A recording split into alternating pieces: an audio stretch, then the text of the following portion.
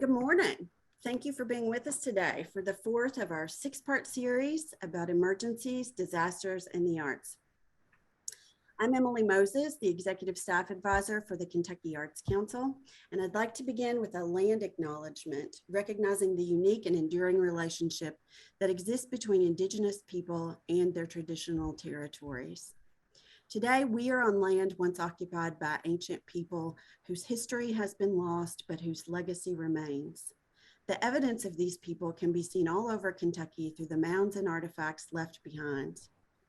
In Frankfort, Kentucky, we occupy the lands of the Cherokee East, the Osage, the Yuchi, the Shawnee, the Hopewell culture, and the Adena culture.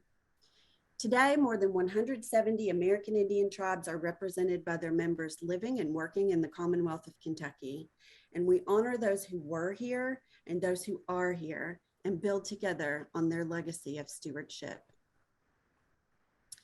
There is a great need in communities across the country to address the multitude of issues around emergencies and disasters that affect the arts field. The Kentucky Arts Council became involved in this work following the historic and catastrophic long-track tornadoes that left in their path expansive devastation in Western Kentucky on the night of December 10th, 2021. 7 months later, on July 27th, and the days to follow, historic and mass flooding in the Appalachian Mountains of Kentucky caused massive devastation in the region, again with significant repercussions for the arts community. In both instances, arts organizations were completely destroyed or experienced significant damage to physical structures, archives, collections, and artwork, all gone in an instant. The lives and livelihoods of hundreds of artists were affected by lost property, homes, studios, lost equipment, supplies, finished work, and works in progress. And notwithstanding, communities that stood proud one day were forever changed the next. This is the fourth in our series of conversations with those in the arts field who work in the area of examining, preparing for, and responding to emergencies and disasters in our sector. Today, we're exploring issues faced in the aftermath of a federally declared disaster and resources that are available to the arts and culture sector following emergencies and disasters.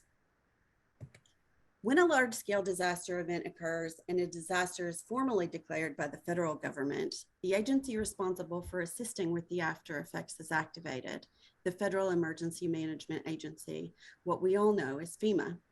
And when FEMA responds to a large-scale disaster, there are resources that are available for artists and arts organizations. Today, we welcome Lori Foley, Heritage Emergency National Task Force Director, who will share information about FEMA resources and perspectives on why arts and cultural institutions should step up to the plate to take advantage of resources available to the arts sector and ensure federal support available is federal support received. We're also going to hear from Elaina Gregg, Emergency Programs Manager for the Foundation for Advancement in Conservation, and delve into the world of conservation assistance offered in response to the needs of cultural institutions and the public during emergencies and disasters. Please note that there will be time for questions at the end of the presentation, and you can pop those in the chat at any time throughout the morning to be answered later. We're excited to have Lori and Elaina with us today, and I'm going to turn it over to Lori to get us started. Thank you so much, Emily. FEMA has decided not to play in this sandbox. I had to join via the browser.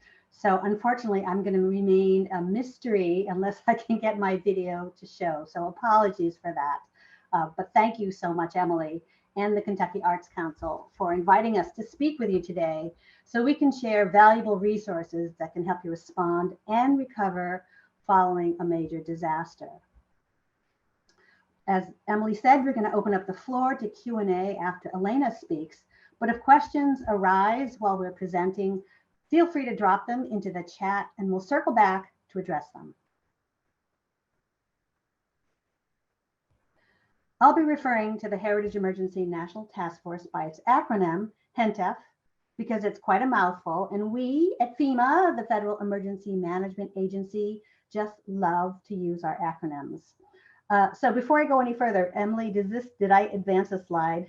Did that work? Lori, we're not seeing your screen. So if you want to stop your screen share and start it again, All right. Ugh, And if that doesn't work, I apologies. can pull up your slides on my end. Okay. I think um, you're going to have to pull it up on your end Okay, let me because, do that. yeah.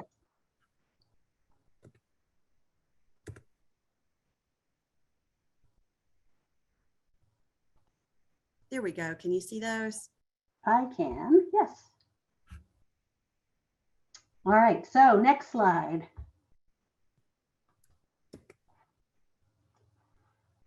All right, so as HENTF coordinator, I work in that unique space where cultural heritage and emergency management intersect.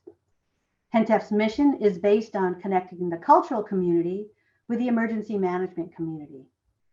These communities have separate vocabularies, and following a disaster, they have different priorities, procedures, and policies. These two communities need to understand each other and work together to protect our cultural heritage. As a member of the cultural community, you too need to understand the emergency management community so you can advocate for your organization as well as the fuller arts and culture sector. I'm going to provide an overview of what HENTF is and does and how we support state cultural agencies, just like the Kentucky Arts Council, as well as local arts and cultural organizations following a disaster. I hope I can demystify the federal process to obtain funding to support your recovery efforts following a disaster. Next slide, please.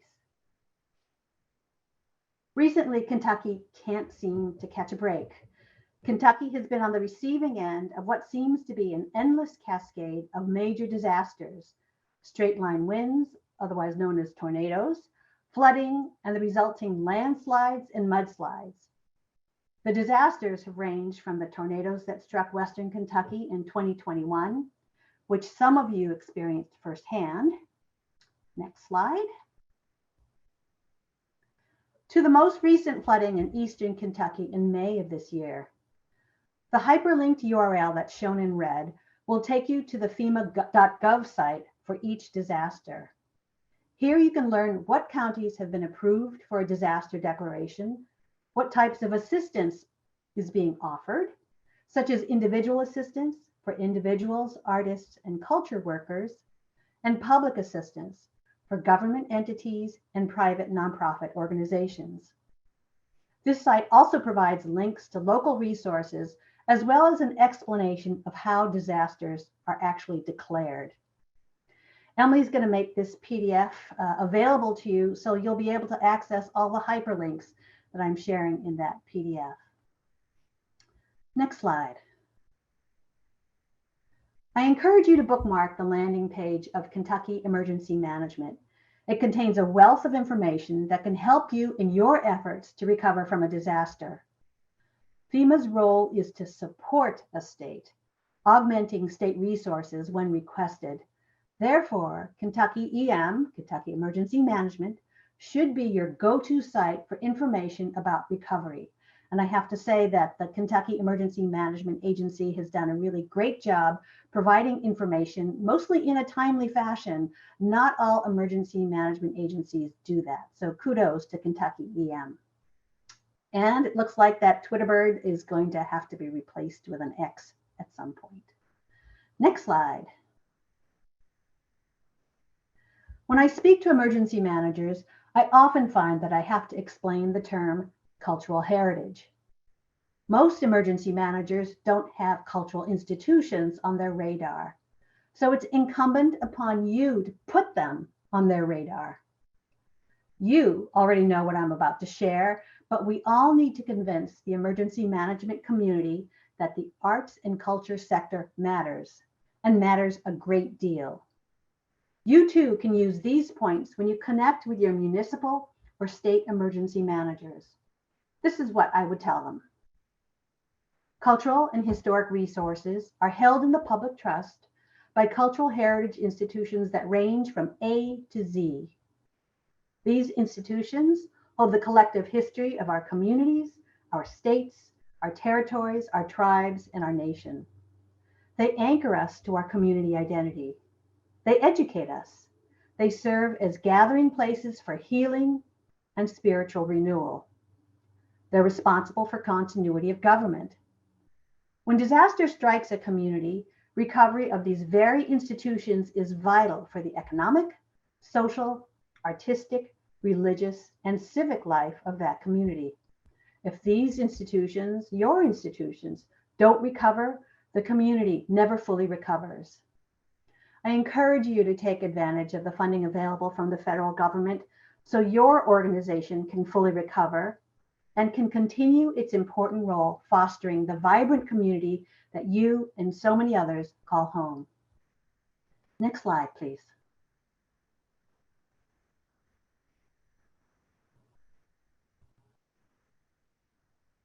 So where does HENTEF enter this picture? HENTEF is co-sponsored by FEMA and the Smithsonian Institution, specifically FEMA's Office of Environmental Planning and Historic Preservation, and the Smithsonian Cultural Rescue Initiative, or SCRI. Together, we advocate for the protection of cultural heritage, and that protection includes helping cultural heritage organizations prepare for, respond to, and recover from disasters. FEMA's focus, as you know, is domestic. SCRI's primary focus is international, often in times of crisis, including war. Next slide. Oops, other direction. Thank you. One more. There you go. There are two of us in HENTEF at FEMA headquarters. We couldn't possibly fulfill HENTEF's mission by ourselves. So HENTEF amplifies its efforts through its members. Its 19 federal agencies, shown in red, include the Library of Congress and the National Archives and Records Administration, and important funding agencies, such as the National Endowment for the Humanities, the National Endowment for the Arts, and the Institute of Museum and Library Services. HENTEF's 43 private nonprofit national service organizations appear in black. Among them are SURF Plus, the National Coalition for Arts Preparedness and Emergency Response, or NCAPER, and the National Assembly of State Arts Agencies, all of which are presenting in this webinar series. Together, these 62 entities represent expertise in the arts, culture, historic preservation, emergency management, and tribal affairs. HENTEF leverages this network to help FEMA and our federal partners connect with and assist cultural institutions and arts organizations at the local level. Next slide.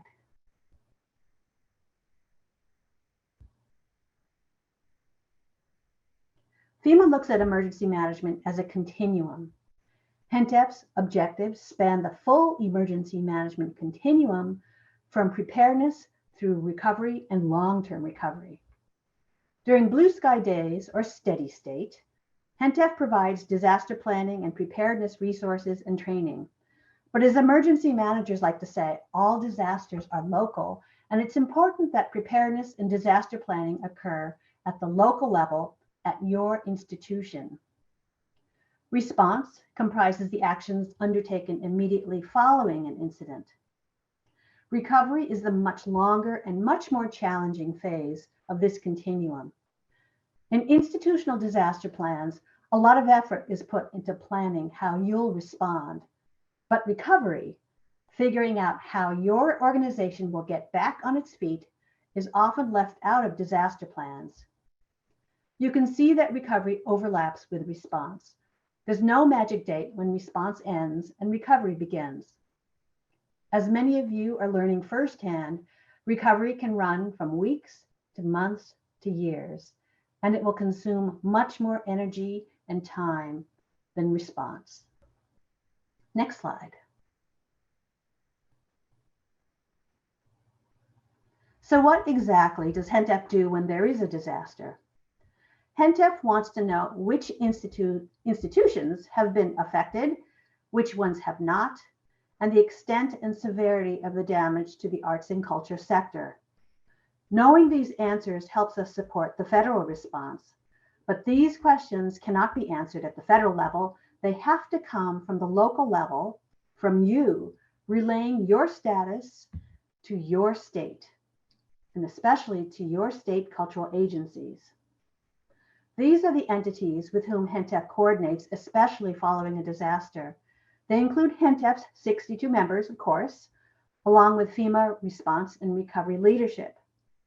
Our stakeholders, the people that we reach out to, run the gamut from the State Emergency Management Agency to state cultural agencies to volunteer cultural heritage emergency networks at the state or local level. State cultural agencies would include the State Library, the State Archives, the State Museum, state parks, as well as the State Arts Council, State Humanities Council, State Historic Preservation Office, and Tribal Historic Preservation Office.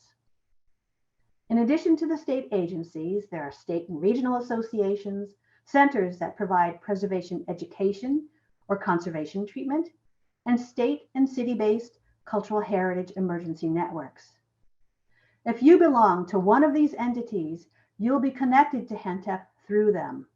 I'm really excited that a Kentucky Heritage Emergency Response Network is being formed. It will be another channel that can connect HENTEF to what's happening on the ground. But why does this matter? Next slide. If your institution is affected by a disaster, HENTEF can help. Among our many recovery actions, we deliver technical assistance, guidance, and resources by drawing on the diverse expertise of our members. The photos that you see here were taken in the U.S. Virgin Islands and Puerto Rico following Hurricane Maria. They illustrate the technical assistance delivered by various federal partners. In the left and center photos, a conservator from the Smithsonian Institution in full PPE, personal protective equipment, is evaluating the condition of damaged territorial records in the Virgin Islands for future treatment. On the right, 5 federal agencies brought training in mold removal and health and safety to Puerto Rico's cultural stewards. Following the 2021 tornadoes that struck Western Kentucky, and again following the 2022 flooding that struck Eastern Kentucky, I worked closely with Emily at the Kentucky Arts Council to coordinate federal response for arts and cultural organizations at the local level. Next slide. When a major disaster strikes, there are 3 things your organization should do. Please note that this applies only to private nonprofit organizations, not to for-profit organizations, nor to individual artists or culture workers. First, file a claim with your insurance company immediately. You're not going to be the only one filing a claim, so the sooner you can get that in, the sooner it can be attended to. And whether or not you decide to apply for federal assistance, you will need to document damages and be in touch with your insurance company. Next, file for public assistance from FEMA. The deadline to request public assistance is 30 days from the date your county has been approved for public assistance. While you're in the throes of responding, you still need to keep this deadline in mind, because if you miss this deadline, you won't be able to access this line of federal disaster assistance. There are occasional exceptions, but you don't want to rely on the good graces of FEMA to accept a late request. They're not always honored. Third, you're going to have to apply for a loan from the Small Business Administration, or SBA. That requirement is often an immediate turnoff, especially since private nonprofit cultural organizations don't want to take on debt or additional debt.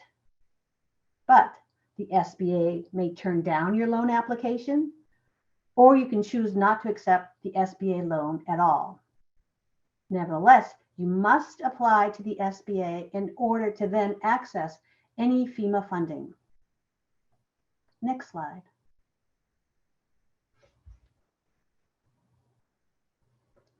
Public assistance is a federal program that reimburses state and local governments and certain types of private nonprofit organizations for the cost of disaster-related debris removal, emergency protective measures to protect life and property, and permanent repair work to damaged or destroyed facilities, and the collections held therein.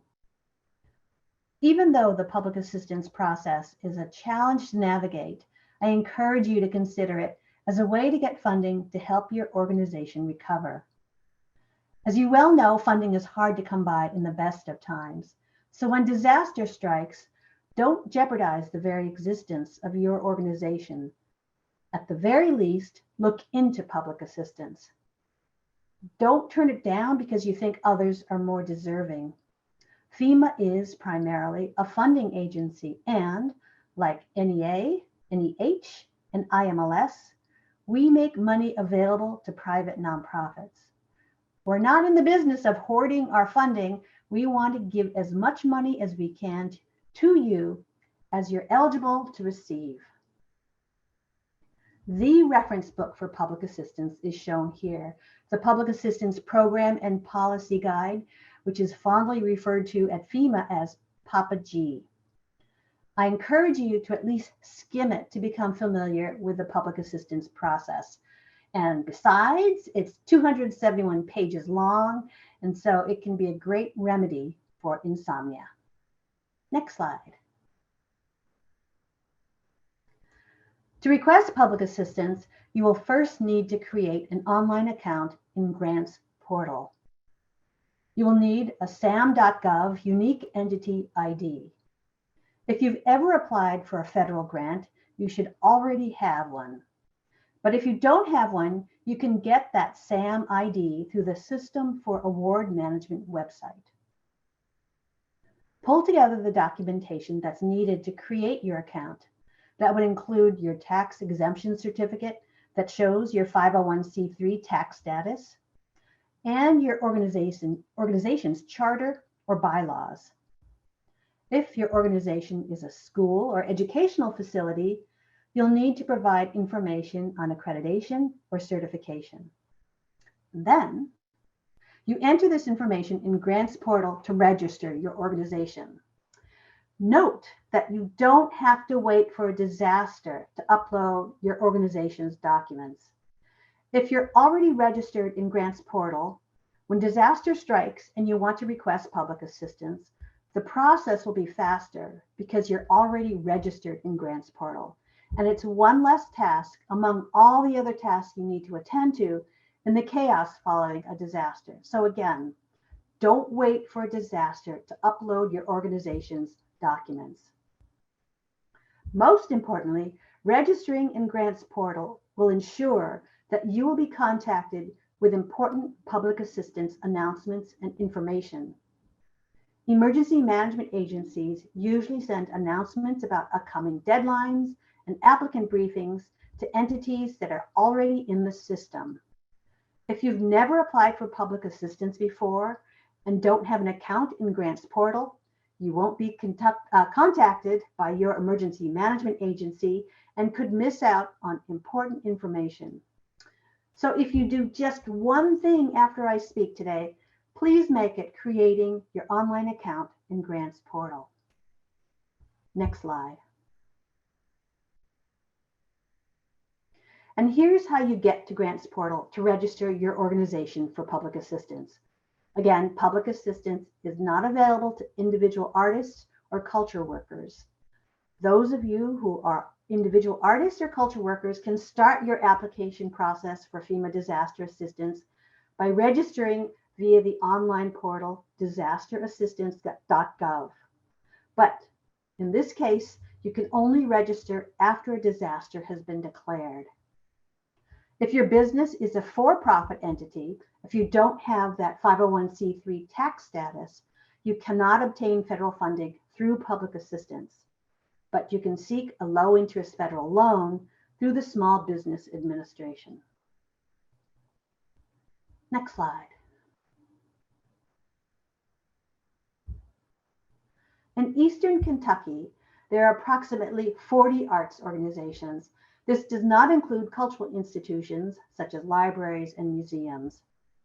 Based on outreach by the Kentucky Arts Council, 18 arts organizations were damaged by the 2022 flooding. However, of the total number of private nonprofit applicants, so that was 137 private nonprofit applicants overall, only 3 arts organizations applied for public assistance. That's 1.4% of all private nonprofit applicants and just 16% of the damaged arts organizations that we know of. 17 arts organizations applied for grants from the Kentucky Arts Council, including libraries, so the need for assistance was definitely there. But none of these organizations applied for public assistance. Similar low numbers occurred following the tornadoes in Western Kentucky in 2021.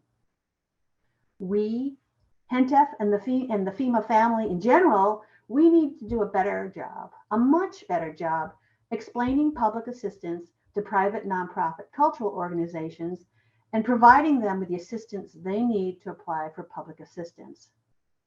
But please don't rely solely on the federal government to act. Arts and cultural institutions need to advocate for the arts sector and the cultural sector to ensure that federal support available is federal support received. Put your organization on the radar of your local emergency manager. Encourage organizations in your community to do the same. Elaina will provide some information on how that collaboration can actually occur.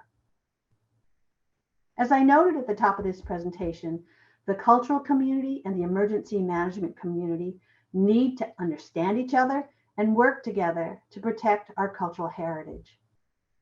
What's at stake is your state's rich and storied past and present, embraced and shared by all of you. Final slide, Emily. I'm Lori Foley of the Heritage Emergency National Task Force. Feel free to contact me whether there's a disaster or not. Thank you very much for your time. And now let's hear from Elaina Gregg. Thank you. Hello, I'm gonna share my screen.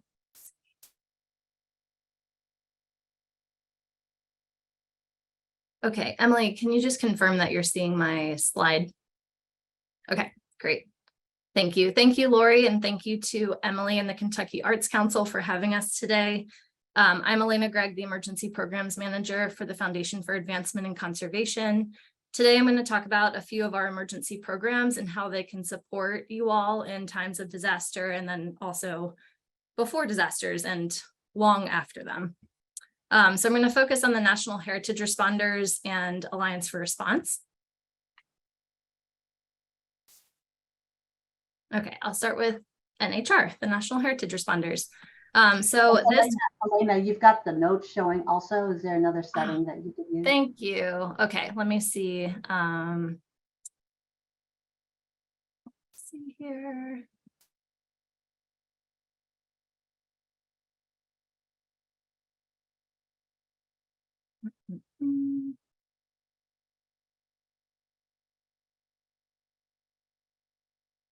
Okay, let me try this again. Okay, can you see just my slide now? Great, okay. Yep, perfect. Thank you. So the National Heritage Responders, they're a group of over 100 active and reserve members. They're located all across the country and they are trained in foundational collections emergency response. They come into the group largely with experience responding to disasters either at their own institutions or in their homes. This is especially true for volunteers that are located in the South or Southeast. Lori Foley is one of our NHR volunteers, as it so happens. But this group, they are trained to assist institutions after disasters. They can do this by phone or by email, and they also can deploy in person. So I'm going to share some photos and information about our most recent set of deployments to Kentucky to share the different types of activities that our responders can help with. But the in-person deployments take a lot of planning and resources and thought, and the easiest way to get through to them is really by phone or email, and then also through virtual deployments. So we can do virtual assessments and can reach you all through video and telecommunications as well. We also launched in 2021 a public helpline email. So members of the public can reach us to ask about questions about their personal items, either if they know a disaster is coming, how to protect them, or after a disaster has hit, how to salvage different items.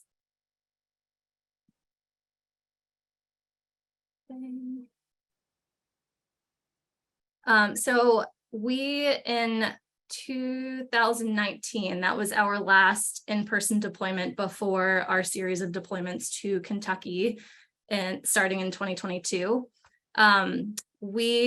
So the way that we approach deployments is we look at the needs on the ground and then we assemble our teams accordingly.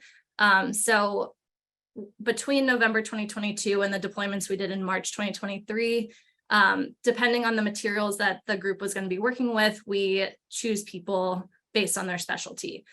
So with the groups that helped Apple Shop, we made sure that we had somebody that was specialized in book and paper conservation. If, our team was going to be working with audiovisual materials, we made sure that we had somebody who had that specialty. And then further on, when we partnered with a different organization, which I'll talk about in a moment, we made sure that we had an architect in the group to help with structural assessments. So the process of assembling teams to deploy them is very thoughtful and carefully planned. So we deployed 2 teams to Whitesburg, Kentucky to help Apple Shop, both in November 2022 and early March 2023. The first group helped clean damaged audio tape reels. So they cleaned about 550 reels over the week that they were on site. They also trained staff to continue the work when they left. Let's see here. Here are some images from the second deployment group. They were also helping Apple Shop out. They created a desiccant chamber on site to be able to catalyze drying. They also had within their group an objects person, a book and paper person, and an architectural conservator. So a wide range of experience so they could weigh in on different things that were affecting the collection. Here you can see an image of a photograph that came into contact with water and was highly damaged. In the next slide, I'm going to pull up a video that the Sons of the American Revolution, that's right, yeah, Sons of the American Revolution compiled that featured the work that the third group to Hindman, Kentucky worked on. And that group, that was our first time partnering with another organization called the Association for Preservation Technology, or APT. Their membership largely consists of structural engineers and architects that are focused on historic structures. We've long been allied with this organization, but this was the first time we were able to bring one of their structural engineers into our group. There was also an undergraduate student who is associated with APT who deployed with this group. And because one of our volunteers was an architect, we were able to have a group that was focused on structural assessments. They worked with Hindman Settlement School and the Appalachian School of Luthery. And then the rest of our group was able to work on collection salvage with Hindman Settlement School. So we're hoping to continue to work with other organizations to make sure we cover any gaps that we have within our volunteer corps and to really just enhance different needs on the ground. Okay, so I'm going to pull up here. Let's see. So I'm just going to show a portion of this video just to give an idea, because it's really great footage of what our volunteers were doing on the ground. Let's see.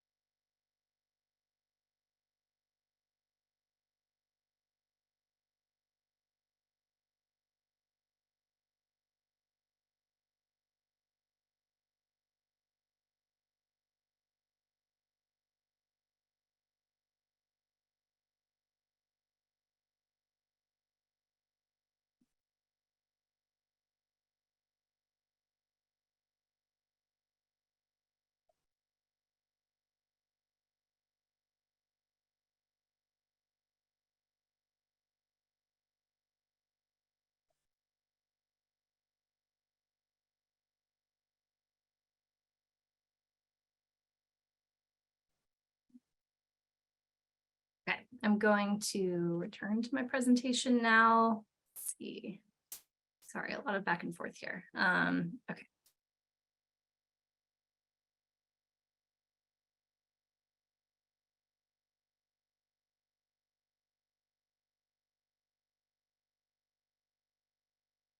Oh, sorry about that. Okay. Moving right along.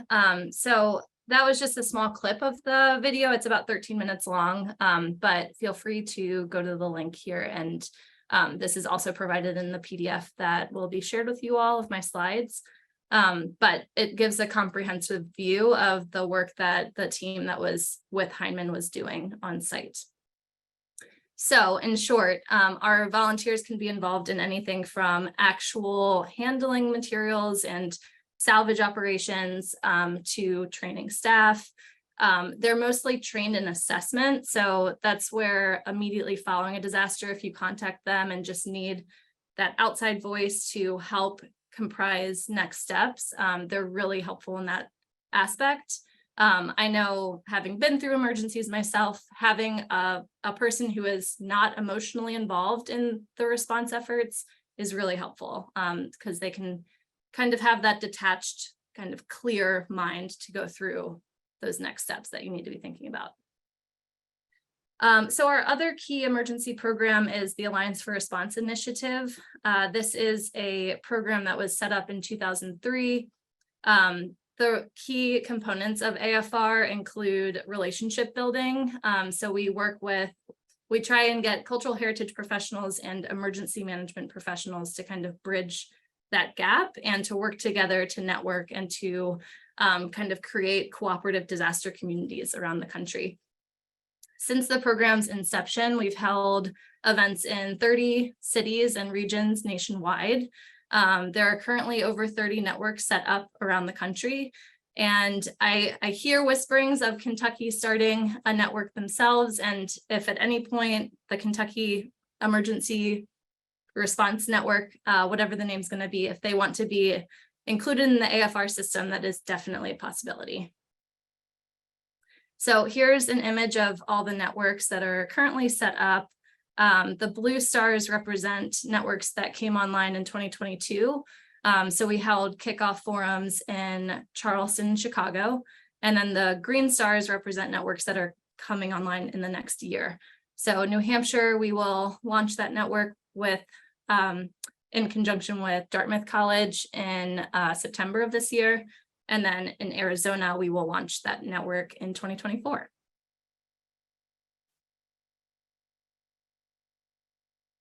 So FAIC's involvement with AFR is really, it's twofold. So we are involved in the inception process. So we work with networks to get them started. If a network goes through the official FAIC process, we help kind of support Kickoff Forum, which is a one-day event where we have anywhere from 60 to 80 people on site. The whole point of it is to have networking opportunities and to give presentations about hazards that are inherent to the region where the network is getting set up. And then we also support a follow-up event that's meant to take place within a year after the Kickoff Forum. That really is just a means to keep people engaged on the front end. We then support networks by providing professional development opportunities. So we have a few webinars a year that we aim at our AFR audiences. We also provide every network with a web page. So you can see here, if you go to culturalheritage.org/AFR, you'll see all of the active networks. Each page contains information about the chairs, how to get in touch with the network, and then any resources that they want to share. So some networks will include their governance structure, their bylaws, things that they included in their kickoff event. So as a new network, if Kentucky is creating a network, this is a great set of resources to see how other groups have gotten their structure together.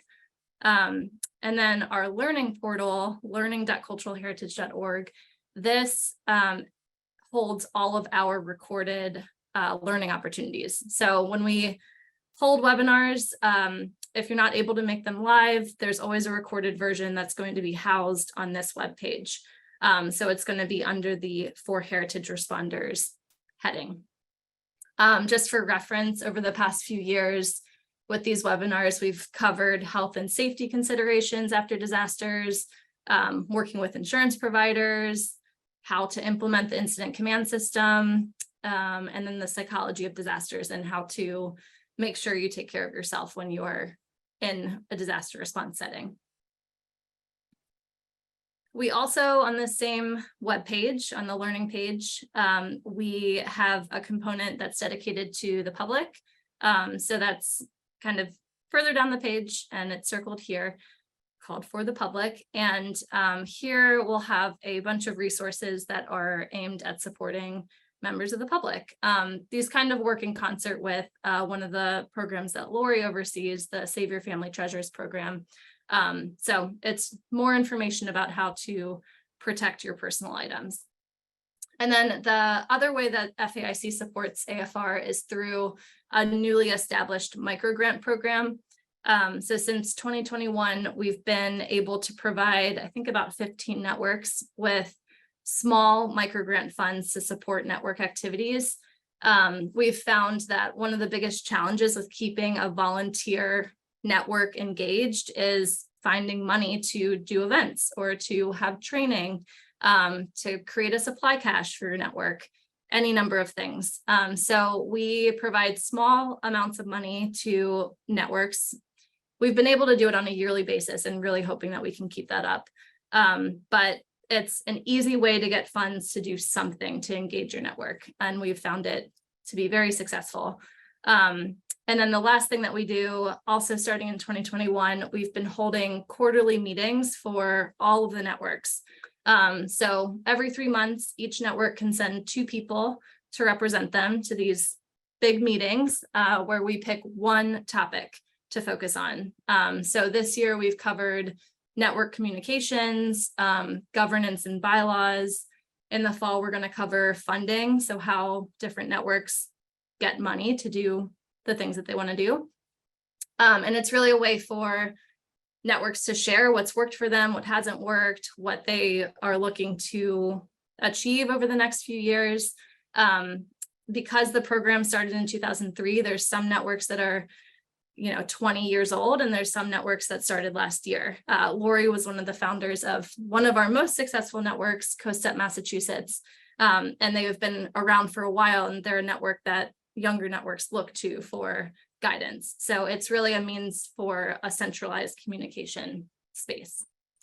So that's AFR. I'm going to put up my information here. If anybody has any questions about getting a network started, or if they want to be included in the FAIC umbrella, happy to speak about that at any time. If you have other questions about any of our programs, please reach out. And I'm going to hand it back over to Emily.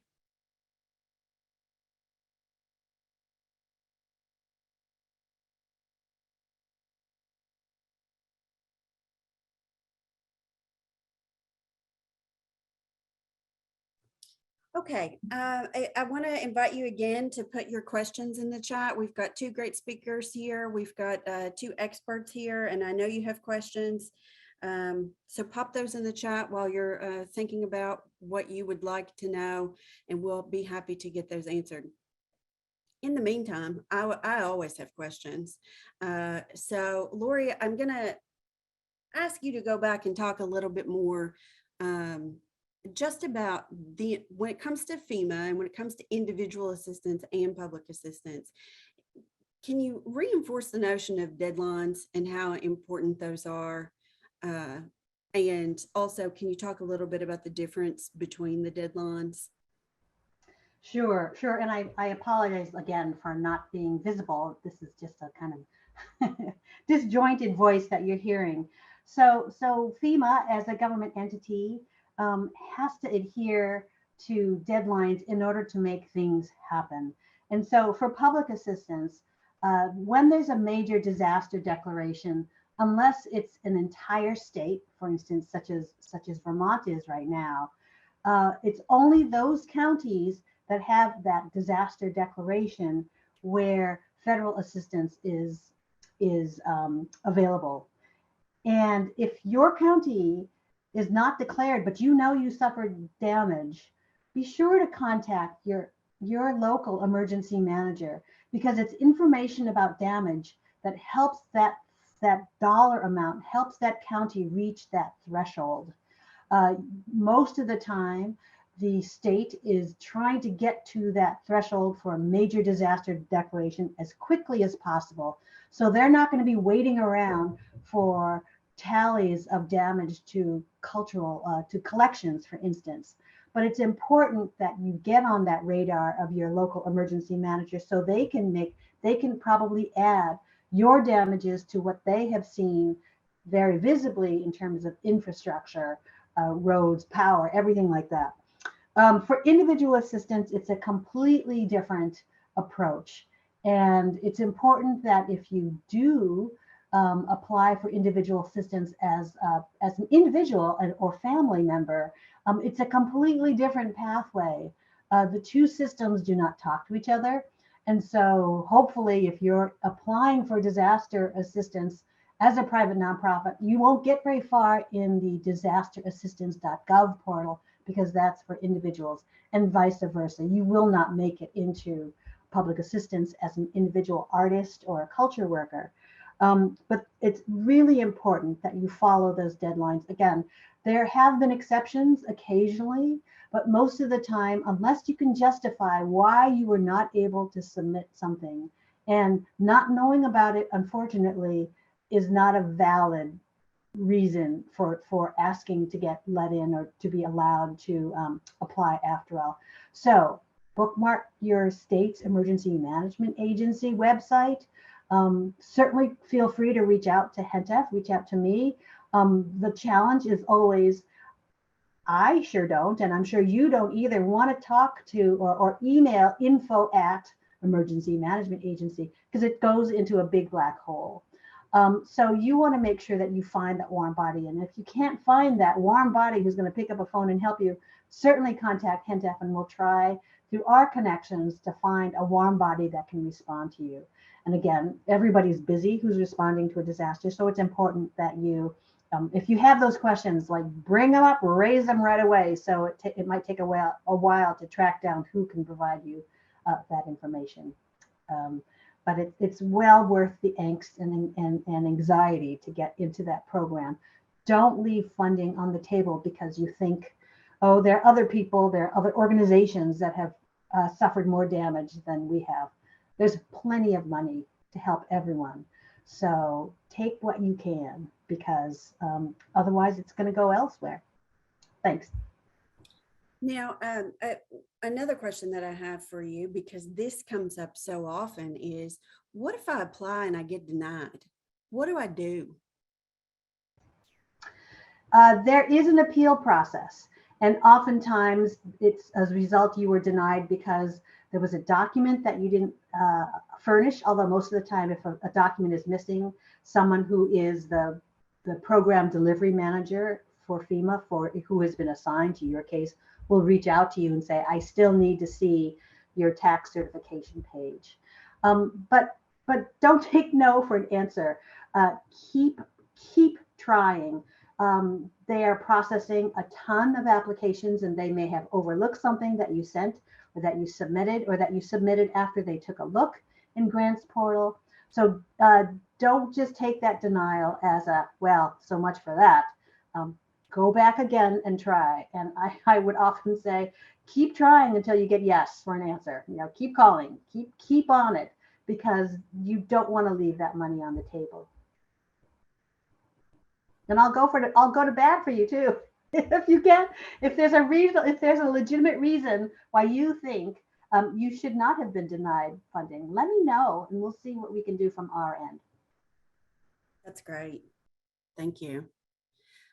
We always try to talk a little bit about preparedness during these presentations. And Elaina, I wondered if you might share a little bit of your personal background when we talk about the importance of preparedness and what you went through in working for arts and cultural organization when you were in Florida. Could you talk about that a little bit? Yeah, absolutely.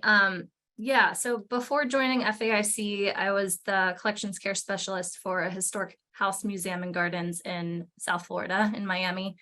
And the house was located about 100 feet from Biscayne Bay. In South Florida, there's excessive UV exposure. There's a lot of pest activity. There's sea level rise and hurricanes and just a multitude of factors that are working against maintaining cultural heritage objects and sites. So even though we were located in a very vulnerable area, each year we would, as staff, we would do a hurricane prep training session. We would kind of go through object handling and making sure that we knew in an emergency setting how to move things around. But we hadn't done a full scale like tabletop exercise or real run through of our emergency plan in several years before Hurricane Irma hit in 2017. So when Hurricane Irma hit, it at the time of landfall was only a Category 1 storm, but it completely devastated the site. There was about 6 feet of floodwater throughout the gardens. The electrical systems were compromised in the basement. Our generators were located in the basement, so we didn't have power for a very long time. And because we hadn't practiced our plan, the response was a little bit chaotic. Everybody went into I want to help mode and kind of set aside the importance of personal protective equipment and kind of having a moment to go through what is going to be the most effective response, because that moment seemed selfish. We needed to get in there and we needed to respond immediately. In the aftermath of Hurricane Irma, the institution really prioritized disaster preparedness. They reallocated funds to make sure that we were dedicating training and time to get staff ready. We had somebody come on site to do a risk assessment with us, which was basically a 2-day long tabletop exercise where we were able to identify different gaps in our response and in our preparedness. We changed our approach to emergency supplies because a lot of those were stored in the basement, and when floods take over those supplies, we have nothing. Yeah, there was just a real shift in focus. I'll also say it's been 6 years since that storm, and they're still dealing with a lot of FEMA funded projects. The recovery time will probably be about 10 years. So it was a great lesson in making sure, even if it's been a long time before a storm, which I know is not the case in Kentucky, making sure you keep those training hours, scheduled into your year. So if it's, every 6 months you have something and it's dedicated on the calendar and you make sure that you do it, that makes a huge difference in making sure you have buy-in from upper leadership, and the rest of the staff makes a massive difference. I'll also say before Hurricane Irma, we did not have a contract in place with a disaster recovery vendor. And as a result, the water just sat in our structure for about 4 days. So the mold proliferation, like that sitting water, just ended up causing years of damage. Where had we met with a Belfour or a Polygon or a different company and we had a relationship and were able to call them and get them on site, that wouldn't have been the case. So there were a lot of things that, were huge lessons learned and definitely informed my work now with FAIC and working with institutions to make sure they can increase their preparedness on the front end. So having explained that, and we've got a question in the chat, I'm going to go to that next, but having explained that, what would you say if I'm an organization and I haven't experienced disaster yet, but the likelihood may be there, we don't know when it's coming. What would you say are like the top 3 to 5 things I could do now to prepare? I think personally, I think the most helpful exercise is a tabletop exercise. Writing the disaster plan is great, but unless you know how that plan works and, can really go through who's doing what, by looking at that plan after an event, it's almost too late, because you have to decode it, you have to figure out what everybody's roles are, and it's really tough when you're clouded by emotion and adrenaline and all of those other feelings. So I think a tabletop is basically where you get a group of 10 or so people in a room around a table, and you walk through a disaster scenario. So if it's a hurricane, you're going to start with, there's a hurricane coming in 2 days. What things do we need to do to prepare? And then you're going to kind of walk through the whole timeline. So you're going to say, the hurricane has hit. This is the situation. Who are we calling? Who do we know from insurance? What vendor can we call? And you're just walking through the things that you need to be prepared for when something happens. And typically when those exercises are complete, there's a list of gaps that you weren't aware of beforehand. I think that by doing that at least once a year, super helpful. Also, if you do that before like a major construction project or anything that's going to alter your site, it gets you thinking about all the different things that can happen before something can happen. So that's one, I think, really, really helpful thing. I know that David Carmichael, the author of Implementing the Incident Command System at the Institutional Level, it's a book. He is coming out with a book on tabletop exercises very soon. And he gives a lot of different prompts and scenarios. And if you don't know how to facilitate a tabletop, it walks you through the whole thing. So more on that later, but that would be a great way to kind of start that process. Secondarily, I think having supplies set up, so a supply cache at the ready is really helpful. I know that a lot of stores are completely out of supplies after an event, so having that dedicated space where you can just tap after something has happened is very helpful. Sorry, I see that we're over time, so I'm going to cut myself off. Okay, thanks. No, we're fine. We're good. I'm going to go to the question we have in the chat from Pam Bro with the National Assembly of State Arts Agencies. I'm going to read it for anybody who may be on Facebook.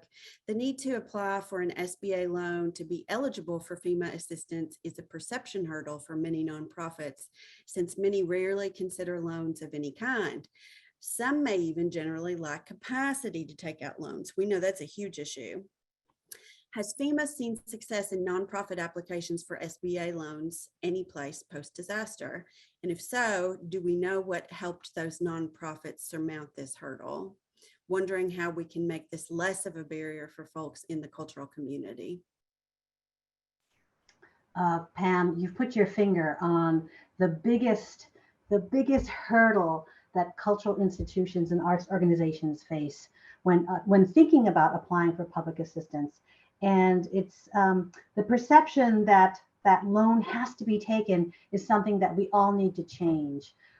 It is, I don't know why that step was incorporated initially, long before I ever joined FEMA. And I continue to say and push for like getting rid of that requirement, because you say the word loan to a private nonprofit organization, to a small private nonprofit organization that is barely in the black or even in the red, they just say, no way do I want to do that. So those of us in the larger picture need to say, yes, you have to do it as a requirement.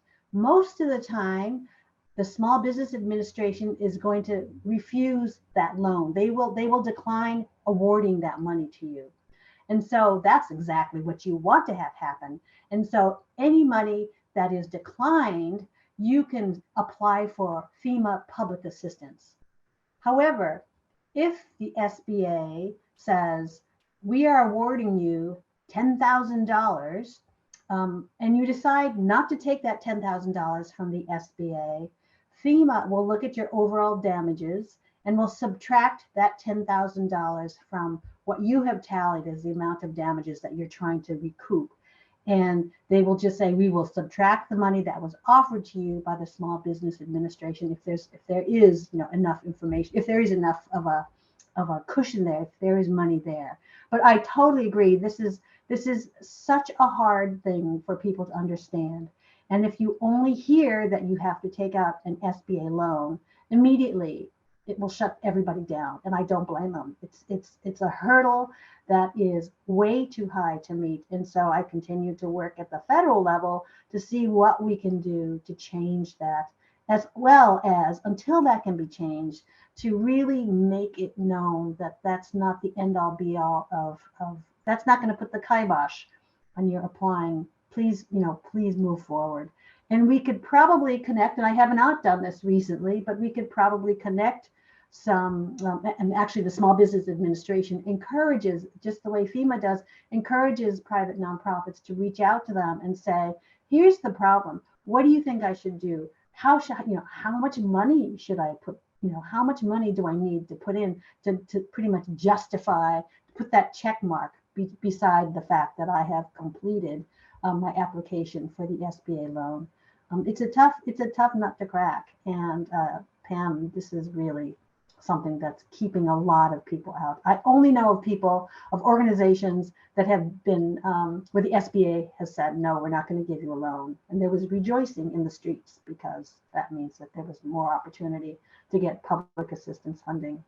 And I do have to point out that typically public assistance funding, well, first of all, it's a reimbursement program. So this is also a challenge. So you have to front the money first. Your organization has to front the money first before you can get reimbursed by FEMA with all the proper documentation. And most of the time, FEMA will reimburse you 75% of those damage costs, and you will still be on the hook for paying for 25% of it.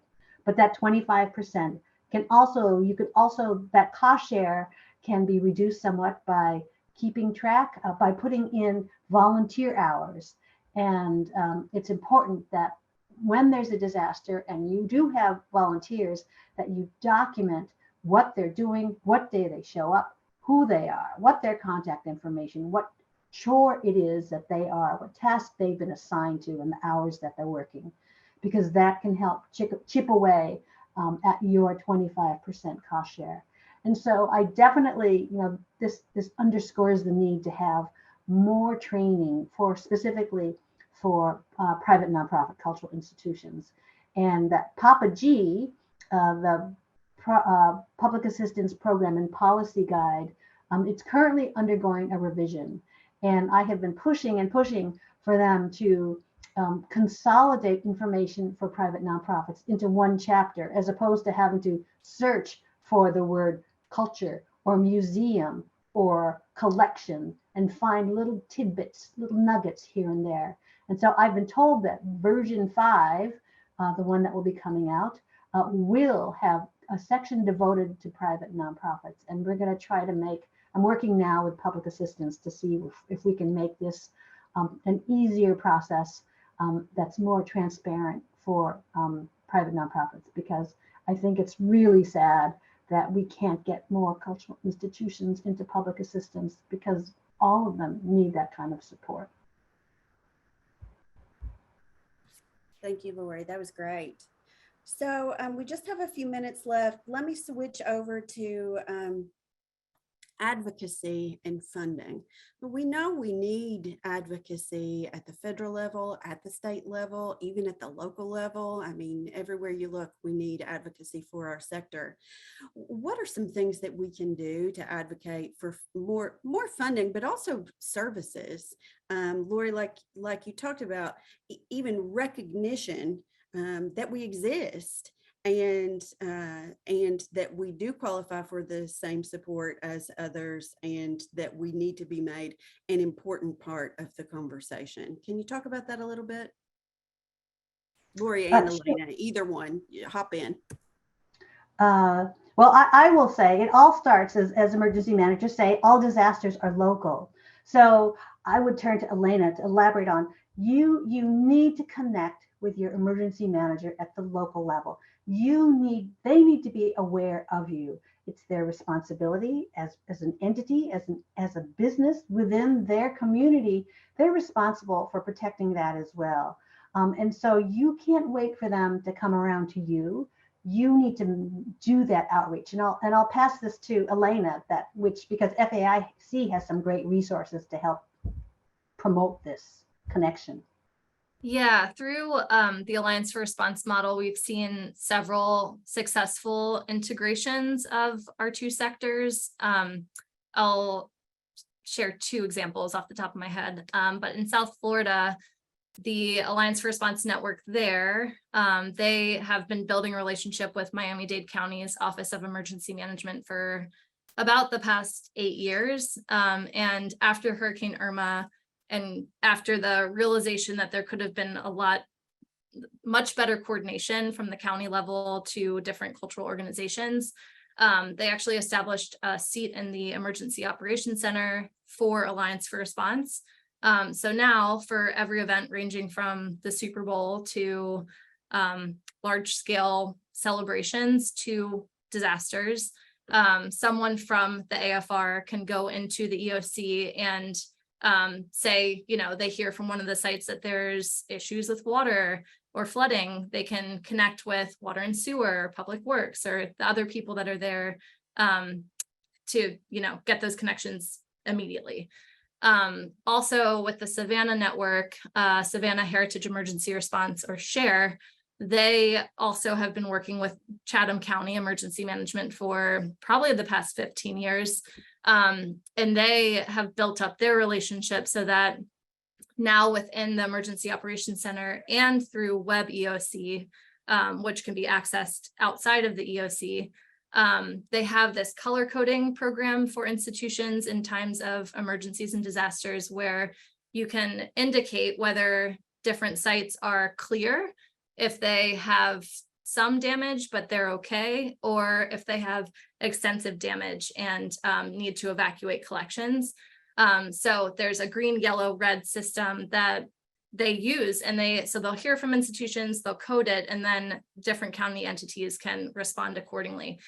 So by facilitating these relationships and building them up it does take time, but over, several years, you can really get integrated into the systems. And then from there, you're then put into their emergency plans, and there's just more momentum to get more, acknowledgement from the county and then state level. Thank you so much. Okay, that's going to wrap us up for today. I want to thank both Elaina Gregg with FAIC and Lori Foley with HINTF for being with us today. Any parting thoughts? Any point you want to drive home here in the last minute? Don't forget to register for grants portal. And apologies again for FEMA not playing in the Kentucky Arts Council sandbox and being an anonymous voice, disembodied voice. Well, you were here, and that's what really matters. Thank you. Yeah, thanks for being here. Okay, well, thank you for coming today. We really appreciate you attending. And like Lori and Elaina said, I'll be sending out both of their slide decks to you, so you'll have the information following the presentation. And thanks again for coming. We hope you have a great day. Thank you.